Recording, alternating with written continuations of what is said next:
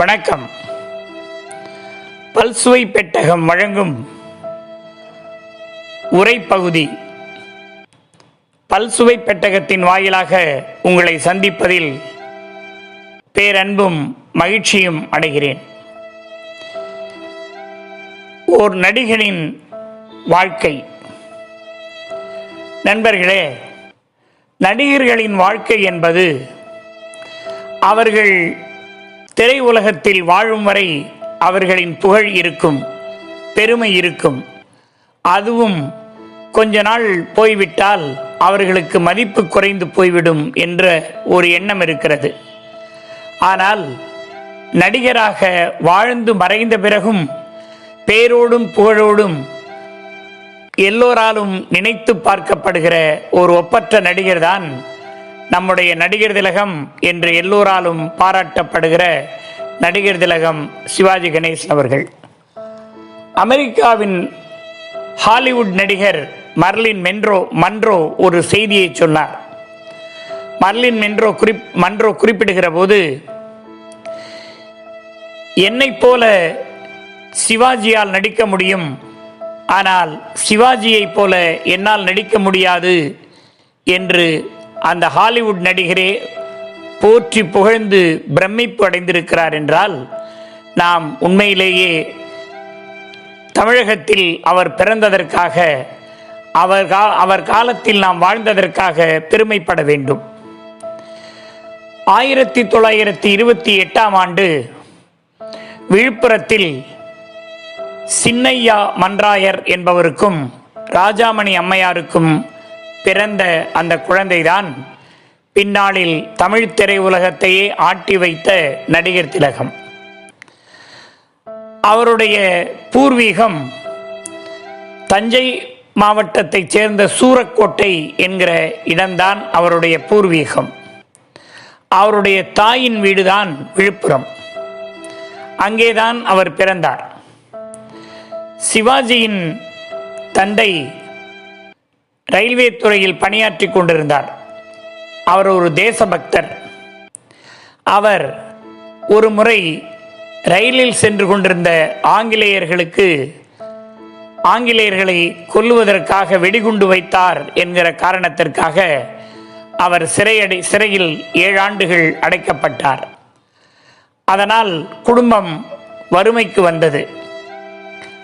அவருடைய தாயார் ராசாமணி அம்மையார் பால் வியாபாரம் செய்து வீட்டை காப்பாற்றி வந்தார். அவருடைய சிவாஜியின் அண்ணன் திருஞான சம்பந்தமூர்த்தி வேறு வேலைகளுக்கு சென்று குடும்பத்தை காப்பாற்றினார்.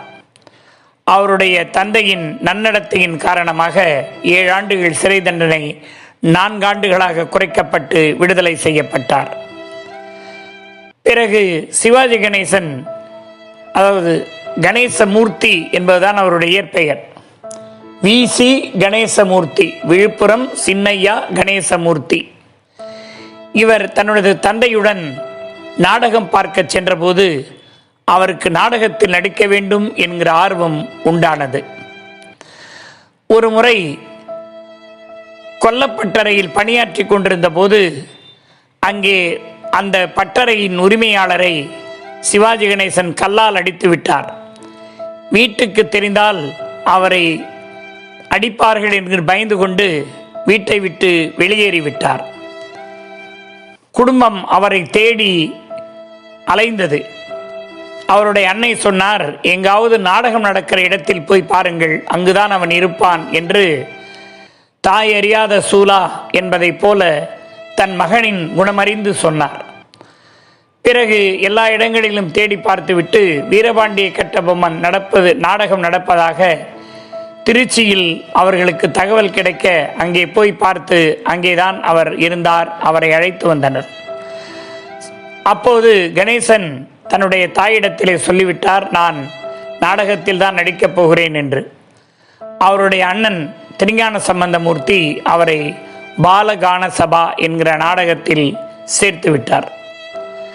அவர் ஒரு நடிகர் சங்கம், பொதுவாக நாடக சங்கங்கள் மிகுந்த கடுமையான பயிற்சிகளுக்கு ஆளாக்கி அவர்களை பாட்டு பாட வைப்பது, நடிக்க வைப்பது, உடற்பயிற்சி செய்வது என்கிற அத்தனை பயிற்சிகளிலும் சிவாஜி கணேசன் தேர்ச்சி பெற்று 7 வயதில் இளமை வயதிலேயே அவர் நடிக்க தொடங்கினார். அவர் முதலில் போட்ட வேடம் சீதை வேடம். அதன் பிறகு அந்த நாடக மன்றம் நலிந்து போன நிலையில் எம்.ஆர். ராதா அவர்கள் அந்த நாடக மன்றத்தை வாங்கினார். அந்த நாடக மன்றத்தில் அவர் கட்டபொம்மனாக நடித்து அவருக்கு மிகப்பெரிய பரிசு வழங்கப்பட்டது. அந்த நாடக மன்றமும் நடிந்து போக அதன் பிறகு என்எஸ்கே நாடக மன்றத்தை என்எஸ்கே அவர்கள் இந்த நாடக மன்றத்தை வாங்கி என்எஸ்கே நாடக மன்றம் என்று ஏற்படுத்தினார். அதிலேதான் நடிப்பிசை புலவர் கே.ஆர். ராமசாமி, லட்சிய நடிகர் எஸ்.எஸ். ராஜேந்திரன் இத்தகையவர்களின் நட்பு அவருக்கு கிடைத்தது. அதன் பிறகு ஒரு கொலை வழக்கில் என்எஸ்கே அவர்கள் சிறை சென்றுவிட அந்த நாடக மன்றமும் நொடித்து போய்விட்டது. அதன் பிறகு அவர் படிப்படியாக வெவ்வேறு நாடக அமைப்புகளிலே சேர்ந்து பிறகு திரையுலகத்திற்கு மெல்ல காலடி எடுத்து வைத்தார். 1952ஆம் ஆண்டு பராசக்தி என்கிற படத்தின் மூலம் தமிழ் திரையுலகில் அடியெடுத்து வைத்தார். அந்த படமும் அவருக்கு சாதாரணமாக கிடைத்து விடவில்லை. அப்போது சிவாஜி கணேசன் மிகவும் ஒல்லியாக இளைத்து போய் காணப்பட்டார். அதனால் அவரை வேண்டாம் என்று ஏவிஎம் செட்டியார் அவர்கள் சொல்லிவிட்டார்கள். பல ஆயிரக்கணக்கான அடிகள் படம் எடுக்கப்பட்ட நிலையில் இவர் படத்திற்கு வேண்டாம், இவர் சரியாக நடிக்க மாட்டார் என்று அன்றைய மெய்யப்ப செட்டியார் அவர்கள் ஏவிஎம் நிறுவனம் அவர்கள் அதை சொல்லிவிட்டது. உடனடியாக எஸ்.ஏ. பெருமாள் என்கிற தயாரிப்பாளர் சிவாஜி கணேசனை போட்டால் இந்த படத்தை எடுப்பதற்கு நான் ஒத்துக்கொள்கிறேன், இல்லை என்றால் முடியாது என்று சொல்லிவிட்டார். அதன் பிறகு சிவாஜி கணேசன் அந்த படத்தில் தொடர்ந்து நடித்தார். அந்த படம் மாபெரும் வெற்றியை பெற்றது. முதல் படமே வெற்றியின் உச்சத்திற்கு அழைத்து சென்றது. அதன் பிறகு பல படங்களில் அவர் நடிக்க தொடங்கினார். பல்வேறு உச்சங்களை தொட்டார். ஏவிஎம் தயாரித்த எதிர்பாராதது, அந்த நாள் போன்ற படங்களில் நடித்து புகழ் பெற்றார். திரும்பிப்பார் என்கிற படம் அவருக்கு மிகப்பெரிய புகழையும் பெருமையையும் சேர்த்தது. பராசக்தி படத்தில் நடித்துக் கொண்டிருந்த போதே அவருடைய உறவினர் பெண்ணான கமலாவோடு அவருக்கு திருமணம் நடைபெற்று முடிந்துவிட்டது. அதன் பிறகு அன்பு, இப்படி பல படங்களில் நடித்தார். அன்பு படத்தில் நடித்துக் கொண்டிருந்த போதுதான் பத்மினியின் அறிமுகம் அவருக்கு கிடைத்தது. பிறகு அவர்கள் இருவரும் சேர்ந்து பல படங்களில் நடித்து தமிழ் திரையுலகத்தில் ஒரு வாழ்க்கையாகவே வாழ்ந்து முடித்தார்கள். எத்தனையோ படங்களில் அவர்கள் இருவரும் இணைந்து நடித்த படங்கள் அத்தனையும் வெற்றி படங்களாய் கொடிகட்டி பறந்தன.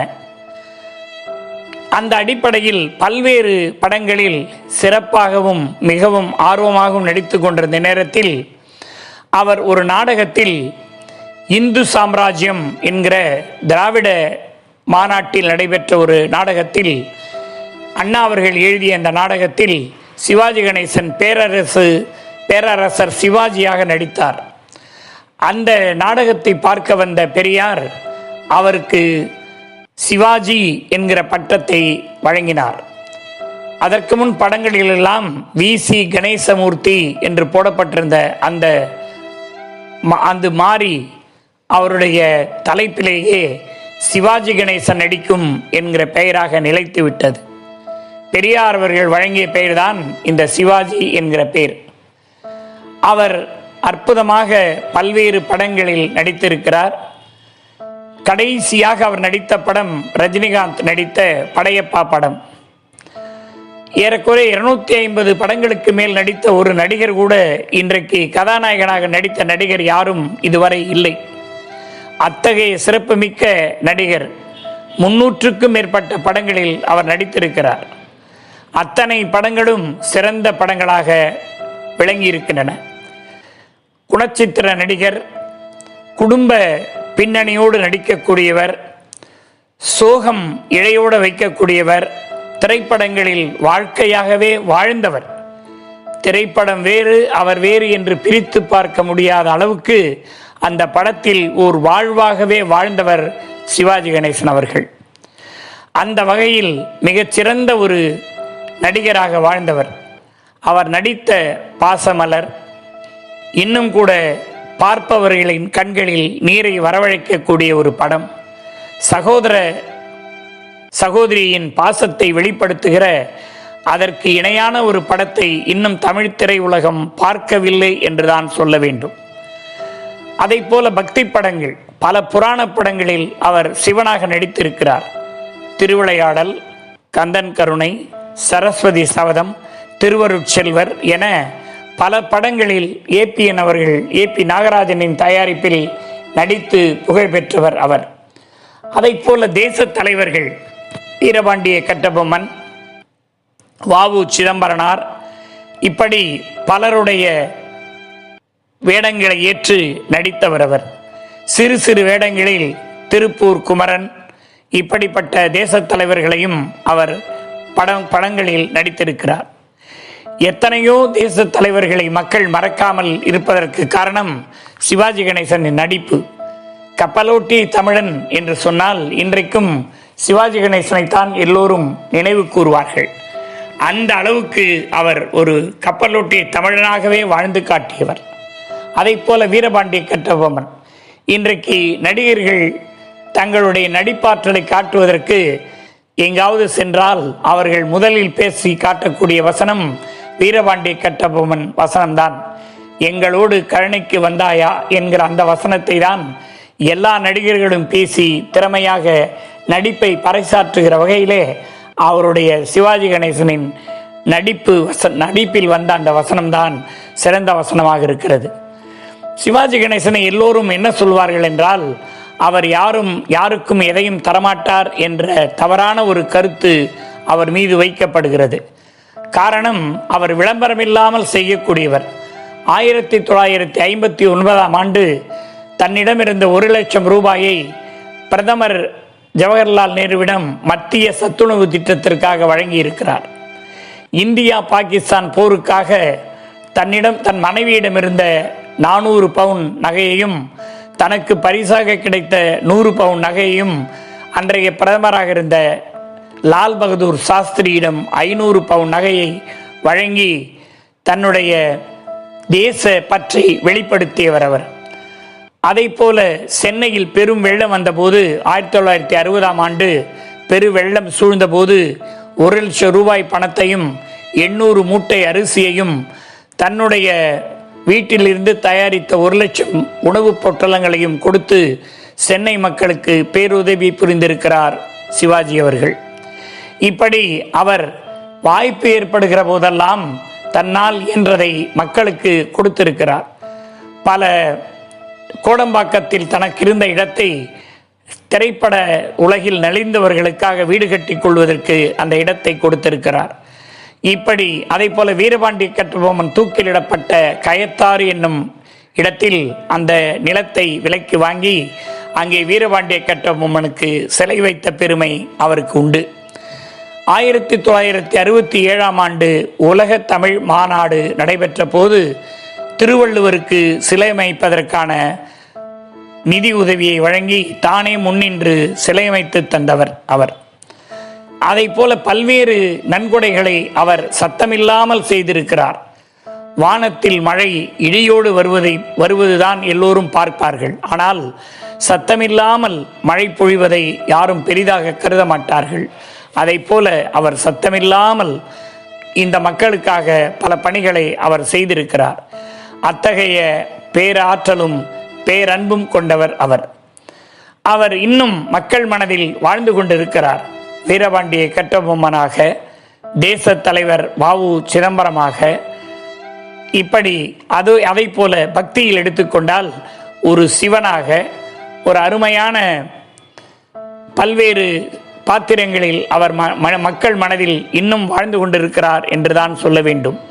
இன்றைய தலைமுறைக்கு வேண்டுமானால் சிவாஜி கணேசனை தெரியாமல் போயிருக்கலாம்.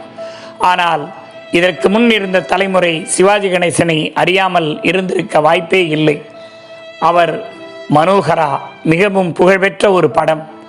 அந்த மனோகரா படத்தை கலைஞர் அவர்கள் வசனத்தில் எழுத அவர் நடித்த அந்த காட்சிகள் மனதை உருக்கக்கூடியவை, வீரத்தை உண்டாக்கக்கூடியவை. அதை போல அவர் கலைஞர் அவர்களுடைய வசனத்தில் பல படங்களை நடித்தவர். 2006ஆம் ஆண்டு சிவாஜிக்கு சென்னையில் சிலை வைத்த போது கலைஞர் அவர்கள் குறிப்பிட்ட நெகிழ்ந்த வசனங்கள், நெகிழ்ந்த உரை மக்கள் மனதில் இன்றைக்கும் நிழலாடிக் கொண்டிருக்கிறது. சிவாஜி நான் எழுதிய கவிதைகளுக்கு, நான் எழுதிய வசனங்களுக்கு உயிர் கொடுத்தவர். அவர் என் நெஞ்சுள் உறைந்து போயிருக்கிறார். அவர் இங்கே சிலையாக இல்லை என்றால் நான் தான் இங்கே சிலையாக இருக்க வேண்டும் என்று நெகிழ்ச்சியோடு சொன்னவர் அவர். ஆக அத்தகைய பெருமை, கலைஞரை உச்சத்திற்கு கொண்டு போன பெருமை சிவாஜி கணேசனைத்தான் சேரும். அவர்தான் அவருடைய வசனங்களை உச்சரித்தார், அவருடைய படங்களுக்கு முன்னுரிமை கொடுத்தார். அவருடைய அத்தனை வசனங்களையும் மிக அழகான தமிழிலே, மிக கம்பீரமான குரலிலே உச்சரித்தவர் அவர். அவரை போல இதுவரை கம்பீரமான குரல் உள்ள ஒரு நடிகரை நம்மால் பார்க்க முடியாது. அவரும் MS விஸ்வநாதனும் TM சௌந்தரராஜனும் இணைந்த பாடல்கள், எத்தனையோ பாடல்கள் அவருடைய உணர்வுகளை நம்முள் கொண்டு வந்து கடத்தக்கூடிய ஆற்றல் மிக்கவை. அவர் பாடியதாக சௌந்தரராஜன் பாடுகிற போது சிவாஜி கணேசனே நேரில் வந்து பாடுவதைப் போல இருப்ப நம்மால் பார்க்க முடியும். ராஜராஜ சோழனாக வாழ்ந்து காட்டியவர். ராஜராஜ சோழன் சினிமாஸ்கோப் தமிழில் வந்த முதல் சினிமாஸ்கோப் படத்தை எடுத்தபோது அதில் ராஜராஜ சோழனாக மிக அற்புதமாக வாழ்ந்து காட்டிய மாபெரும் நடிகர் திலகம் சிவாஜி கணேசன் அவர்கள். அவருக்கு சுவாச கோளாறு ஏற்பட்டு 2001ஆம் ஆண்டு ஜூலை மாதம் 21ஆம் நாள் தன்னுடைய நடிப்பை நிறுத்தி கொண்டு இந்த மண்ணுலகத்தை விட்டு விண்ணுலகம் சென்று விட்டார். அவர் விண்ணுலகம் சென்றாலும் அவருடைய படைப்புகள், அவருடைய நடிப்பில் வந்த படங்கள் இன்னும் நம் நெஞ்சில் நிழலாடுகின்றன. அவருக்கு எத்தனையோ பரிசுகளும் பாராட்டுகளும் குவிந்தன. அமெரிக்காவினுடைய தூதராக இங்கிருந்து சிவாஜி கணேசன் அனுப்பப்பட்டார்.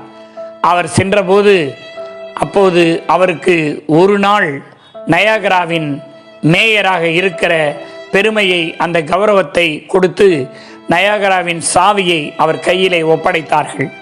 ஒரு நாள் மேயராக அங்கே அவர் கோலோச்சினார். இந்த கௌரவம் இதுவரை எந்த நடிகனுக்கும் கிடைக்கவில்லை.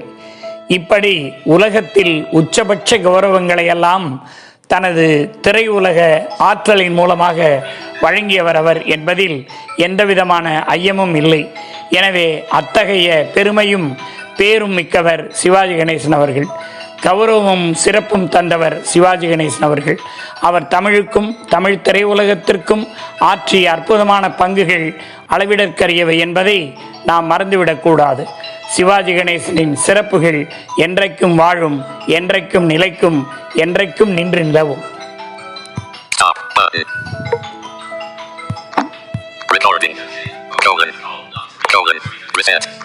Reset, pause button, stop button.